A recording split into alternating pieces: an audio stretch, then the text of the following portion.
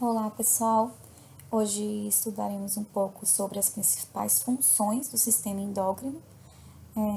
Trata-se de um sistema importantíssimo na regulação das funções corporais, né? Lembra que a gente falou lá no início que os principais reguladores das funções corporais são o sistema nervoso e também o sistema endócrino. O sistema endócrino ele atua nessa regulação através de mensageiros químicos, né, que são os hormônios. Os hormônios eles são secretados pelas glândulas endócrinas, liberados nos fluidos corporais para que assim possam exercer sua função sobre o órgão-alvo, sobre o tecido-alvo. Bom, eu acredito que falar do sistema endócrino vai ser de fácil entendimento, já que ao longo da disciplina a gente já vem pincelando, né, a importância desse sistema na regulação das funções corporais, a gente já vem falando das funções de alguns hormônios dentro dos sistemas que a gente já estudou até aqui. Então, fazendo introdução sobre endocrinologia, a gente vai falar das principais funções desse sistema e vocês vão ver que muitas de vocês já são familiarizados, como é, falar que o sistema endócrino está intimamente relacionado à modificação ou modulação das reações enzimáticas do metabolismo, é algo que é intrínseco mesmo desse sistema. Então, a gente vai ver quando a gente falar dos hormônios tireoidianos, hormônio do crescimento, esses hormônios eles estão intimamente relacionados ao processo de modulação das reações enzimáticas e modulação do metabolismo celular. Os hormônios também estão envolvidos no crescimento celular tissular, o hormônio do crescimento e também os hormônios tireoidianos têm um papel fundamental nesse processo. Regulação da frequência cardíaca, da pressão sanguínea, então a gente já falou de muitos hormônios que estão envolvidos nesse processo, né? Falamos lá da renina, aldosterona, hormônio antidiurético, peptídeo natriurético liberado lá pelos átrios. Então, tem vários hormônios envolvidos nesse controle, né? A própria adrenalina, noradrenalina, acetilcolina também, a gente pode dizer que tem função hormonal, né? Que fazem esse controle. Função renal, né? Então, a gente viu que aldosterona, hormônio antidiurético, o próprio paratormônio, calcitonina, regulam as funções renais, né? Regulam o processo de reabsorção ou secreção e excreção renal, a gente viu na aula passada. Eritropoiese, os rins eles liberam um hormônio chamado eritropoetina que controlam, regulam o processo eritropoético pela medula. Motilidade do trato gastrointestinal, então a gente falou lá em sistema digestório de vários hormônios que são liberados por células endócrinas do próprio trato gastrointestinal e que regulam a motilidade e a função do TGI. Lactação e atividade do sistema reprodutivo, a gente vai falar com mais detalhes sobre a endocrinologia da reprodução. Quando a gente falar do sistema reprodutor, aqui a gente vai meio que citar, né, por onde que esses hormônios são produzidos, como que eles são liberados, onde que eles vão atuar, mas falar mesmo da regulação endócrina do sistema reprodutivo, a gente vai falar dentro do sistema reprodutor, ok? E aí, classicamente, né, são considerados como hormônios substâncias produzidas pelos órgãos endócrinos. E aí, aqui essa imagem ilustra bem as principais glândulas endócrinas e que a gente vai conversar um pouco, como hipotálamo, hipófise, glândula tireoide, pâncreas, adrenal ou suprarrenal, né? E também as gônadas femininas e masculinas, ovários e testículos. Bom, o organismo animal ele produz muitos hormônios. Nós vamos falar dos principais, né, aqui no sistema endócrino. Para vocês terem uma ideia, são classificados como hormônios mais de 50 tipos diferentes de substâncias que atuam na regulação das funções corporais. E esses hormônios eles podem ser classificados em 4 grupos distintos. Os hormônios do tipo peptídicos, né, os peptídeos, esteroides, aminas e eicosanoides. Então, aqui só mostrando a estrutura química de cada um desses tipos de hormônios. Então, aqui um hormônio do tipo peptídico, né, com aminoácidos ligados. Lembrar que aminoácido tem uma região amina e uma região carboxílica. Os hormônios de tipo esteroides, formados a partir de um colesterol éster. Os hormônios amino, né, que só tem um grupo amino em sua estrutura. E os hormônios do tipo eicosanoides, que são formados a partir do ácido araquidônico. Bom, pessoal, cada tipo de hormônio ele é sintetizado de forma distinta pelas células endócrinas que têm a função, né, de produzir esses hormônios. Então, a gente vai entender como que eles são sintetizados por essas células. Depois que eles são sintetizados pelo órgão endócrino, pela glândula endócrina, eles são liberados nos fluidos corporais, no plasma sanguíneo. E aí, a depender do tipo de hormônio, do grupo de hormônio, ele pode ter formas de transporte distintas. E a gente vai entender como que eles são transportados. Depois que eles são transportados na corrente sanguínea, eles vão alcançar o órgão-alvo, né, a célula-alvo. E a gente vai entender como que é a interação de cada tipo de hormônio com o órgão-alvo, ok? Falando agora especificamente sobre os hormônios do tipo peptídicos, sobre como que eles são produzidos pela glândula endócrina. Primeiro, acontece a transcrição de um RNA mensageiro, né, lá no núcleo da célula. Então, vocês precisam relembrar lá a parte de transcrição, tradução, vocês viram em biologia molecular.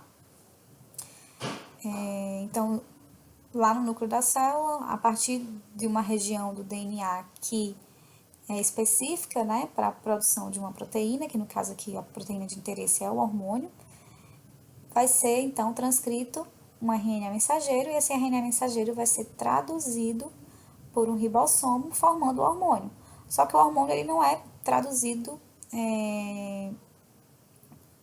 de forma que ele seja livre para sua forma de atuação.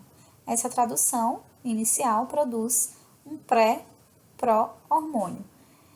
Essa região pré-pró-hormônio ela tem que ser retirada dessa molécula para ficar só o hormônio livre para sua atuação com o órgão-alvo. Como que isso acontece? No retículo endoplasmático, aqui, né, no retículo endoplasmático rugoso, existem peptidases, enzimas que quebram proteína, né? E aqui no retículo endoplasmático rugoso, especialmente existe uma peptidase que retira, que quebra a região do pré-pró-hormônio. Então, agora eu vou ter a liberação do pró-hormônio. Então, ele retira a região pré e eu tenho a formação do pró-hormônio, ok? O pró-hormônio ele vai deixar o retículo endoplasmático rugoso em vesículas, como mostrado aqui na imagem, tá? Essas vesículas, elas vão migrar para o aparelho de Golgi. Aqui no aparelho de Golgi, esses pró-hormônios, esses hormônios, eles são concentrados e liberados aqui também na forma de vesículas secretoras, ok? Aqui nas vesículas secretoras do aparelho de Golgi, também existe outra peptidase, que vai quebrar a região pró do hormônio e retirar essa região pró, e as vesículas são liberadas, então, com o hormônio já na sua forma de atuação com a célula-alvo. Agora ele vai alcançar os fluidos corporais, o plasma sanguíneo, ser transportado até o órgão-alvo para ter a sua ação, ok? Esses hormônios, eles podem conter cerca de 3 a 200 resíduos de aminoácidos ligados, e os principais glândulas endócrinas que produzem, né, hormônios do tipo peptídicos e que tem essa sequência aqui de produção são o hipotálamo, hipófise, o pâncreas, paratireoide e o trato gastrointestinal.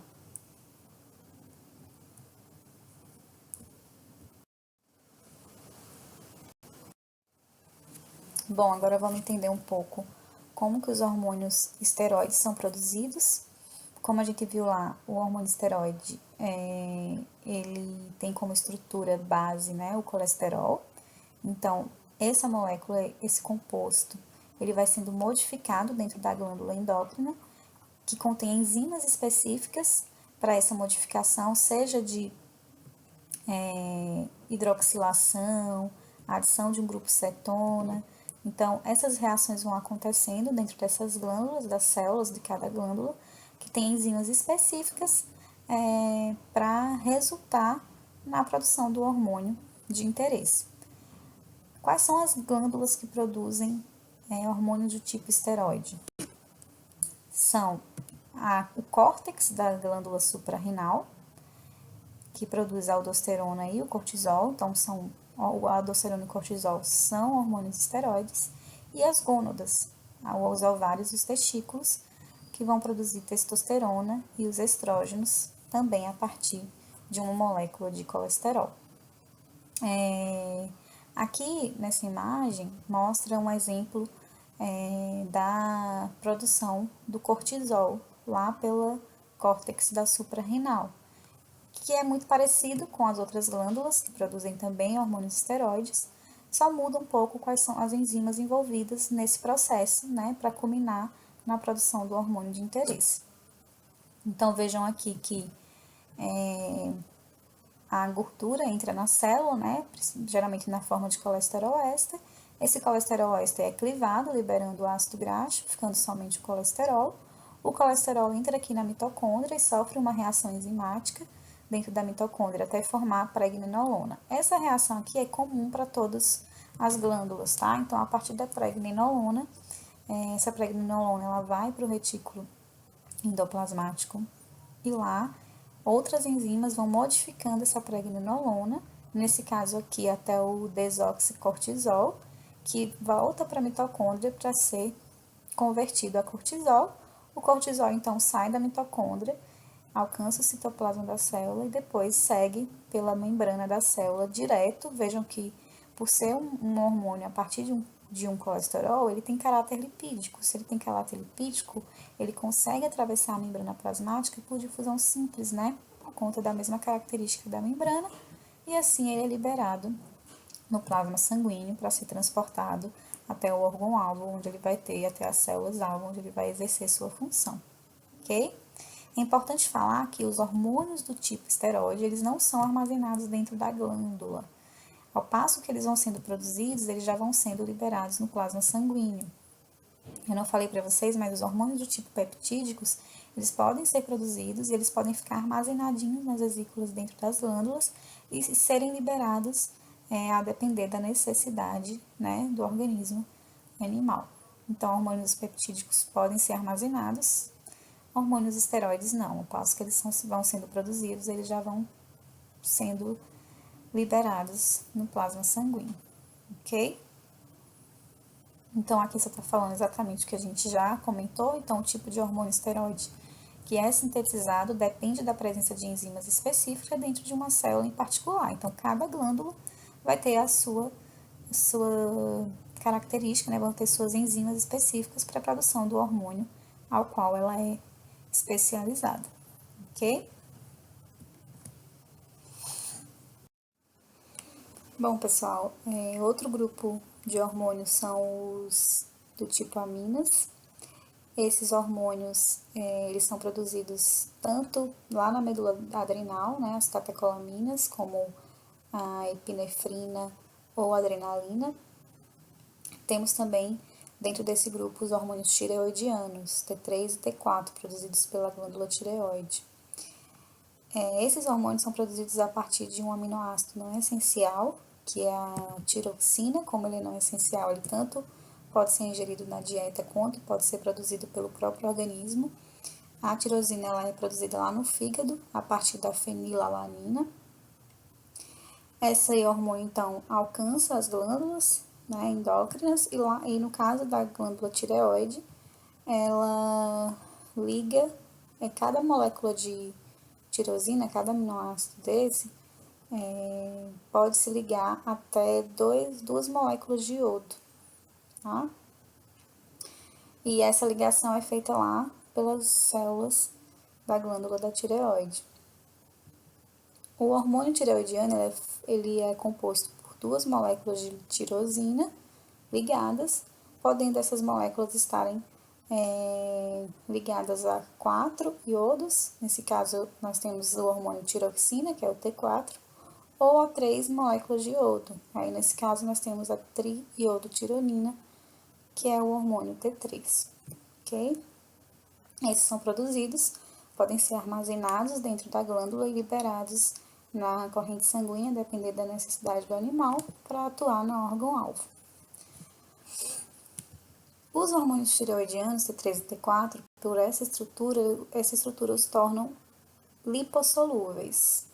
Já os hormônios da medula da adrenal, adrenalina ou epinefrina, eles são hidrossolúveis. Outro grupo de hormônios são os formados a partir de ácido araquidônico, que são os eicosanoides. Esses hormônios, eles são produzidos por quase todos os tecidos, todas as células, já que eles estão envolvidos nos processos inflamatórios, como os leucotrienos, tromboxanos e as prostaglandinas. A gente não vai entrar em detalhe em relação à produção e ação desses hormônios, porque vocês veem isso em sistema imunológico. Então, nosso foco mesmo agora, nessa aula, serão os hormônios do tipo peptídicos, esteroides e do grupo das aminas. Bom, então a gente já entendeu como que os hormônios são produzidos, né? Tanto os hormônios do tipo peptídicos, que são a grande maioria dos hormônios, né? Temos os hormônios do tipo esteroides, que são produzidos a partir de uma molécula de colesterol. Esses são produzidos somente pela glândula, pelo córtex da suprarrenal e pelas gônadas, né? Masculinas e femininas. Falamos sobre os hormônios do tipo amina, os hormônios tireoidianos e as catecolaminas produzidas pela medula da suprarrenal.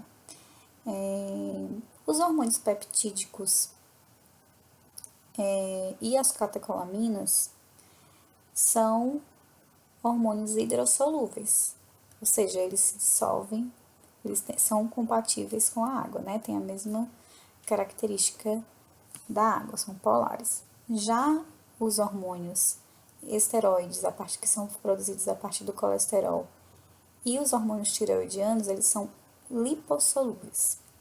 Por essa característica, quando esses hormônios são liberados pela célula no plasma sanguíneo, a forma de transporte desses hormônios, ela é diferenciada.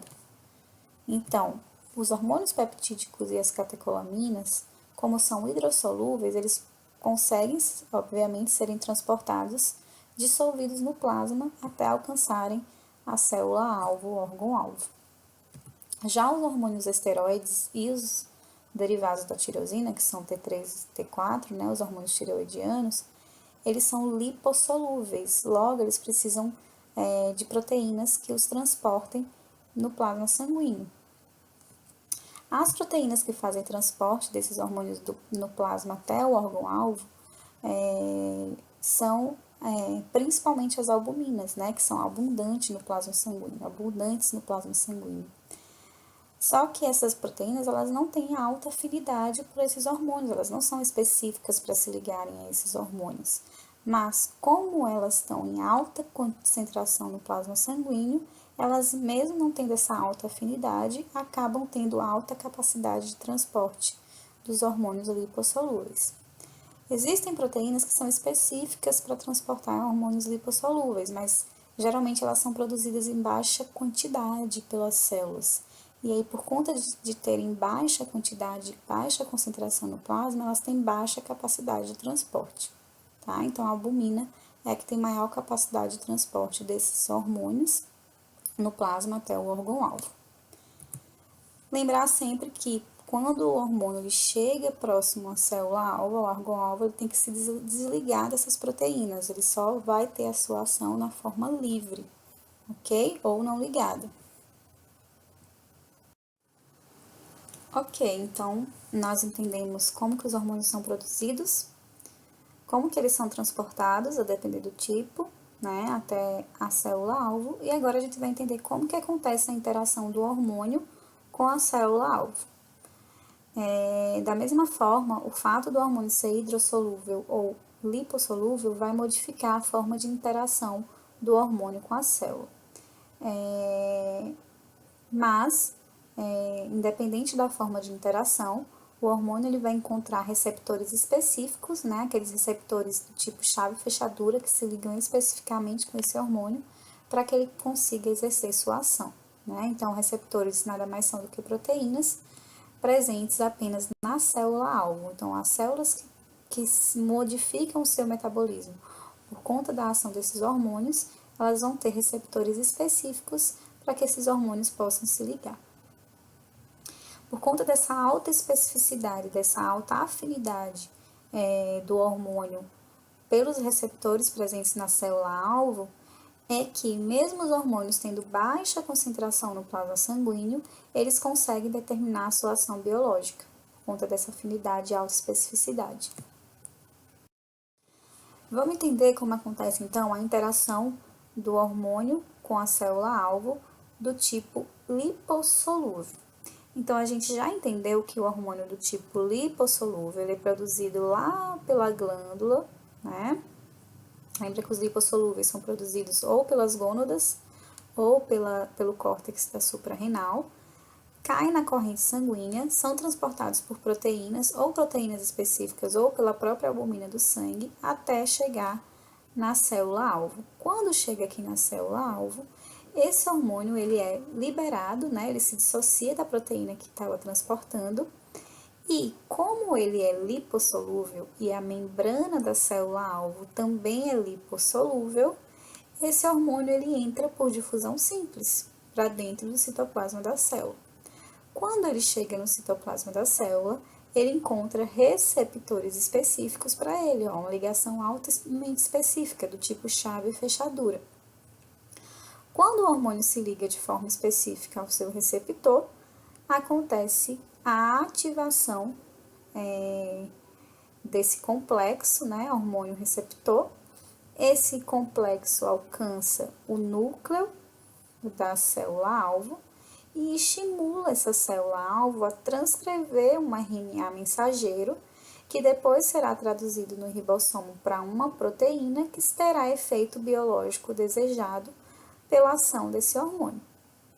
Okay? Então, o hormônio ele vai estimular a formação de proteínas de efeitos biológicos para as células, sejam, na maioria das vezes, proteínas que são enzimas, né, que vão estimular e auxiliar nos processos metabólicos dentro da célula-alvo. Já os hormônios hidrossolúveis, a gente viu que eles são os hormônios do tipo peptídicos e os hormônios do tipo aminas, sendo as catecolaminas, né? Esses hormônios, eles são produzidos, secretados, transportados, dissolvidos no plasma, já que são hidrossolúveis. Porém, quando eles chegam na célula-alvo, como eles são hidrossolúveis, eles não conseguem atravessar a membrana lipídica, fosfolipídica.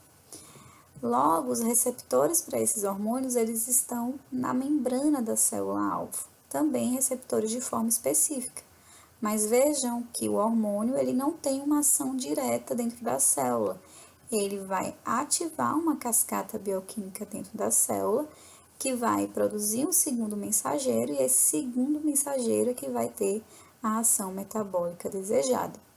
Nesse exemplo mostrado aqui na imagem, esse hormônio se ligou a um receptor específico na membrana da célula, ativou uma enzima que é chamada adenilato ciclase.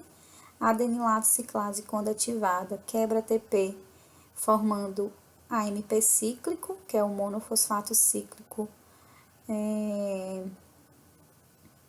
Esse monofosfato cíclico de adenosina, ele tem funções biológicas importantes, então ele é o segundo mensageiro, o hormônio é o primeiro mensageiro, o AMP cíclico o segundo mensageiro. Nesse exemplo, o segundo mensageiro ativou uma enzima dentro da célula, que é a sinase. A sinase ativa tem funções importantes, uma vez que ela fosforila proteínas, né, no caso aqui enzimas, E essas enzimas, quando fosforiladas, elas têm o efeito biológico desejado dentro da célula, ok?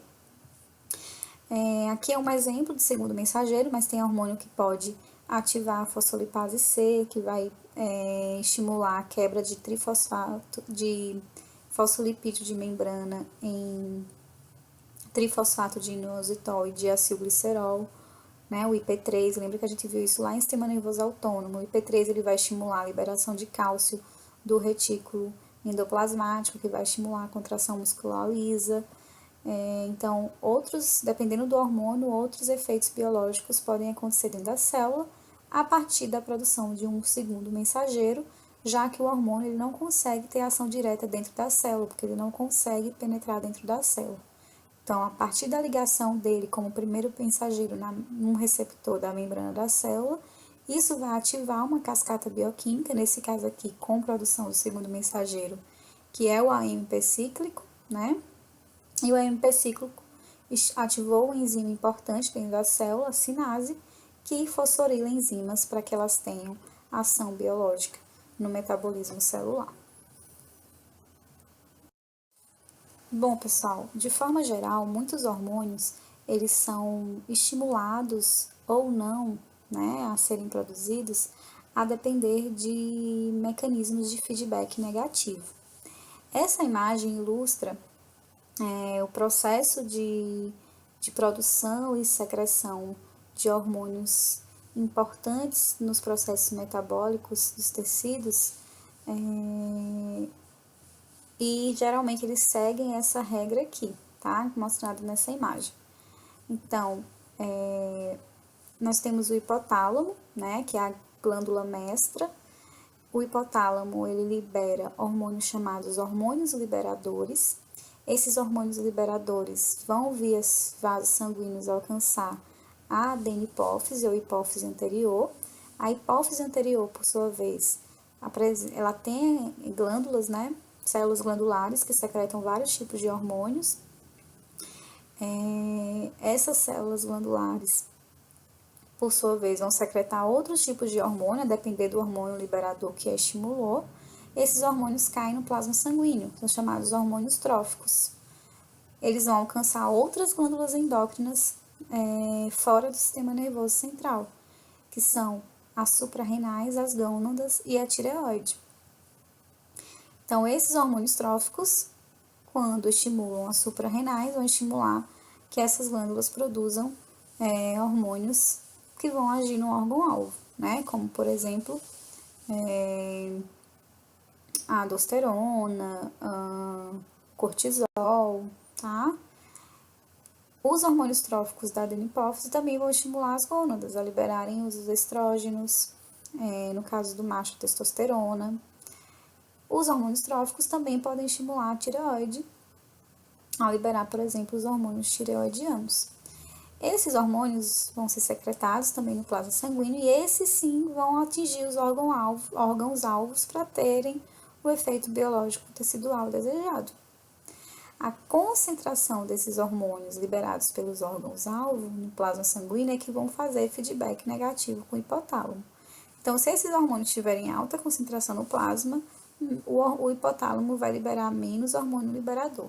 Se esses hormônios de órgão-alvo estiverem em baixa concentração, o hipotálamo libera mais hormônio liberador. Então, é desse jeito que vai sendo controlada a concentração desses hormônios no plasma sanguíneo, tá? Vamos dar um exemplo. Falando da glândula tireoide, o hipotálamo, ele libera um hormônio liberador chamado hormônio liberador de tireotrofina. O hormônio liberador de tireotrofina chega na adenopófise e estimula a adenipófise a liberar o chamado hormônio estimulante da tireoide, que é o TSH. Esse TSH é o hormônio trófico. Então, ele vai alcançar a tireoide, estimular a tireoide a liberar T3 e T4. T3 e T4, então, vai alcançar as células-alvo para estimular o metabolismo celular.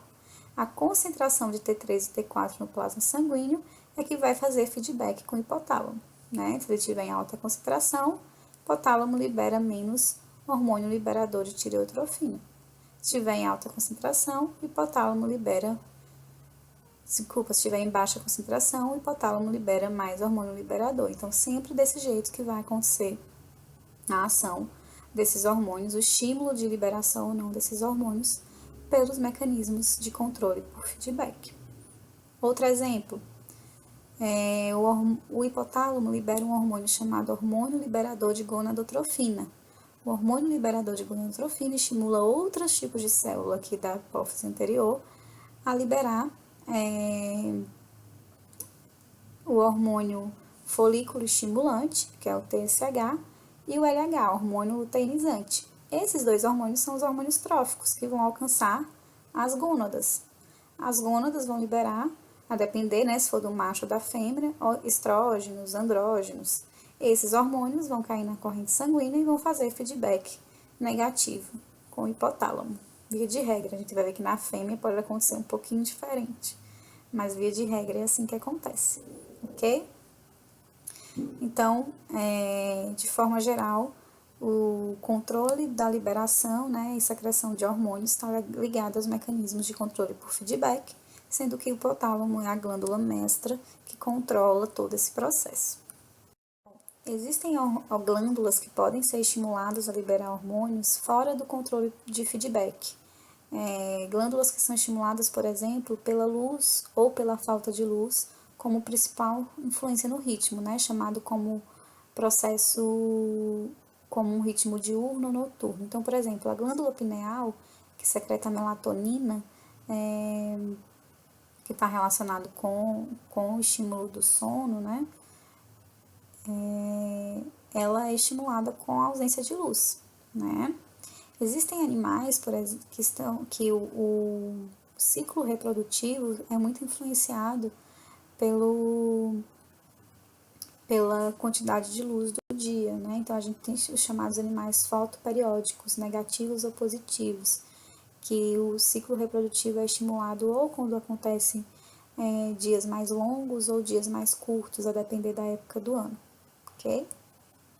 Bom, pessoal, então nessa aula de hoje a gente falou de forma geral, né? Falamos da endocrinologia, falamos dos tipos de hormônio, falamos como que eles são produzidos, como que eles são transportados no plasma sanguíneo, como que eles interagem com a célula-alvo, e falamos como que acontece o controle da liberação desses hormônios pelos mecanismos de feedback ou não. Na próxima aula a gente vai falar de cada glândula, falar de quais hormônios essas glândulas liberam, se são hormônios do tipo liberadores, hormônio tróficos, hormônios de órgão-alvo. Então, a gente vai falar um pouquinho de cada hormônio, vai lá da função deles, ok? Até a próxima aula.